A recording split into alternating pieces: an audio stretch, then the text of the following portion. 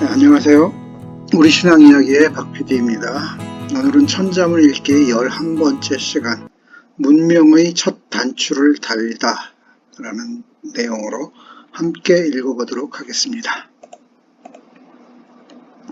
시제 문자, 내복 의상, 비로소 시, 지을제, 그월문, 문자자, 글자자, 이에내, 옷복, 옷의 치마상.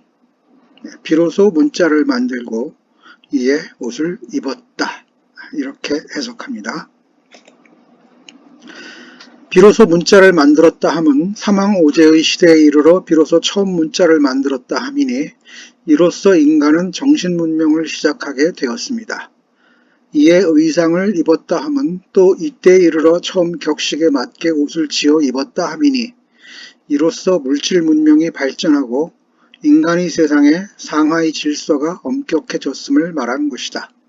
정신과 물질의 계명과 개발이 시작되음이 곧 문명의 시작이다.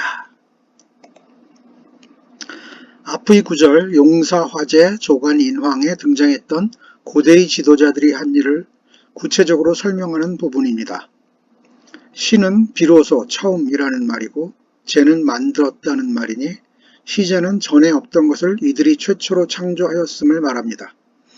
문자에서 문은 본래 낫글자를, 자는 겹글자를 의미합니다. 예컨대 화는 문이고 염은 자에 해당합니다. 하지만 오늘날에는 거의 뜻이 전변되어 문은 문장, 센텐스를, 자는 글자, 캐릭터를 의미하게 되었습니다.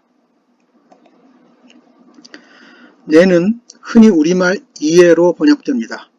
그러나 앞의 말을 받아서 그래서, 그런 이유로 등의 의미로만 한정되어 사용되는 것은 아니고 또라는 의미로도 사용되며 단순히 우리말을 이어줄 뿐 의미를 갖지 않는 경우도 있습니다. 여기서는 정신적 문명화가 이루어지자 이에 부응하여 물질적 문명화도 이루어지기 시작했다는 뉘앙스로 그냥 이해로 풀었습니다. 의상에서는 의는 상의, 상은 하의를 가리킵니다. 오늘날에는 의복 전반을 의, 여성들이 주로 침는 치마를 상이라고 합니다. 이 구절에서 말하는 의상은 단순히 옷이라는 의미가 아니라 의와 상을 구분하여 입는 것, 곧 격식과 법도에 맞춰 옷을 입는 것을 의미합니다. 앞의 구절에서는 고대의 지도자들 이름을 열거했습니다. 당시에 어떤 문명화의 전기가 있었는가를 밝혔습니다. 천자문의 저자는 인간의 문명사를 크게 두 갈래로 나누어 설명하고 있습니다. 하나는 정신문명이고 다른 하나는 물질문명입니다. 역시 음양의 조화와 관련된 것이라고 하지 않을 수 없습니다. 먼저 정신적 문명화의 시발로 문자의 창제를 들었습니다. 기본적인 의사소통을 위한 말과 동작을 넘어 문자의 창제를 정신적 문명화의 가장 핵심적인 요소로 들고 있습니다.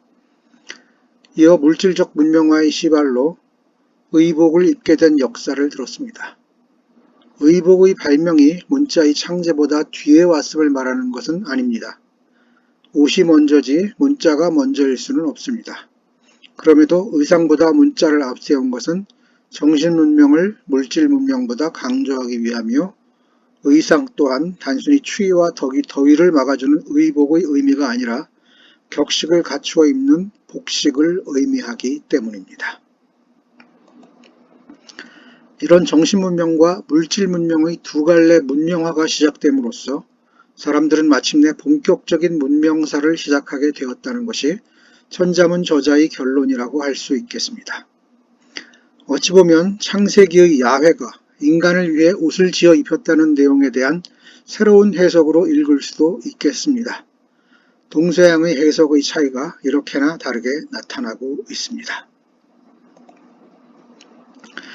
그렇다면 문자를 만들고 의복을 창제한 것은 정말로 삼왕오제가 한 일인가 라는 의문이 남습니다. 이에 대해 홍성원의 설명을 들어보겠습니다. 상고시대에는 문자가 없어 결승, 이 매듭 문자로 정치를 했다. 오키 씨가 처음으로 서글을 만들어서 결승 문자를 대신하게 하였다. 그 신하 창일이 새의 발자국을 보고 글자를 창제하니 이것이 문자의 시초이다. 설문회자 서문에서도 황제의 신하 창일이 새와 들짐승의 발자국을 보고 처음으로 서글을 만들었다고 기록되어 있습니다. 이런 기록들은 대체로 고대의 전설들을 기초로 한 것이어서 역사적 사실로 받아들이기는 어렵습니다. 더군다나 창일이 4개의 눈을 가진 매우 총명한 신인이었다는 식의 이야기도 있습니다.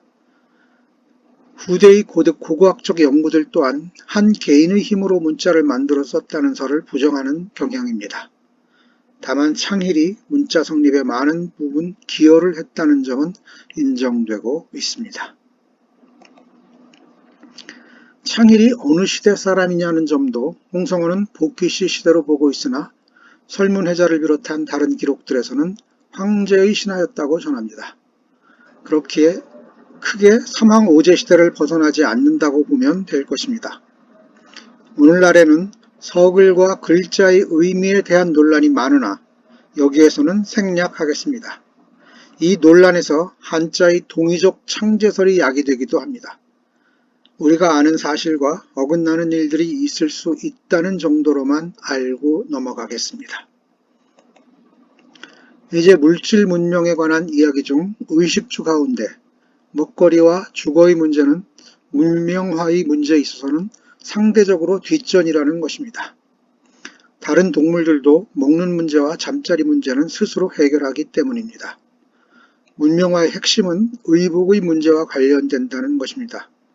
특히 의복은 신분 질서와 크게 연관된 것이어서 천자문의 저자와 같은 유학자들에게는 우선적인 관심의 대상이 될 수밖에 없습니다. 이에 대해 홍성원의 설명을 들어보겠습니다. 상고시대에는 의상이 없었으므로 나뭇잎과 짐승의 가죽을 취하여 몸을 가렸는데 황제가 관면, 갓과 면류관과 의상을 만들어 보기에 엄숙하게 하고 신분의 등급을 구별케 하였다. 이것이 의상의 시초이다. 이에 따르면 의상은 그저 추위를 막아주는 역할을 하는 단순 의복이 아닙니다. 서열을 구분하는 사회적 장치로서의 의상을 말합니다. 중요한 것은 물질 문명화의 첫걸음이 의상과 관련되어 있다는 것인데 실제로 의복의 발달사는 곧 문명화의 척도가 됩니다. 그릇이나 건축기술 역시 문명화의 척도가 될 수 있지만 의복만큼 문명사에서 중요한 시금석이 되는 기술도 없습니다. 사회체제로 구분되는 서열을 직관적으로 알게 해주는 것이 바로 의상이기 때문입니다. 여기에 염료가 하나의 변인으로 첨가되면 옷의 색깔로 그 신분을 구분하게 되는 놀라운 변화를 덧입게 됩니다. 복식에 질서를 부여하고 음양의 구분과 조화가 가능했다고 본다는 말의 의미의 이면에는 지배 이데올로기가 자리하고 있습니다. 이런 부분은 동양이든 서양이든 마찬가지라는 말입니다. 어떤 사회체제이든 그 체제를 만드는 사람들이 있게 마련이고 그렇다면 그 사회체제는 어떤 특정 소수 집단을 위해 만들어진다는 것입니다. 언제나 다수민중을 위한 사회체제는 없었다는 말이 됩니다. 네, 여기까지 천자문 읽기 11번째 시간이었습니다. 다음 시간에 뵙겠습니다. 감사합니다.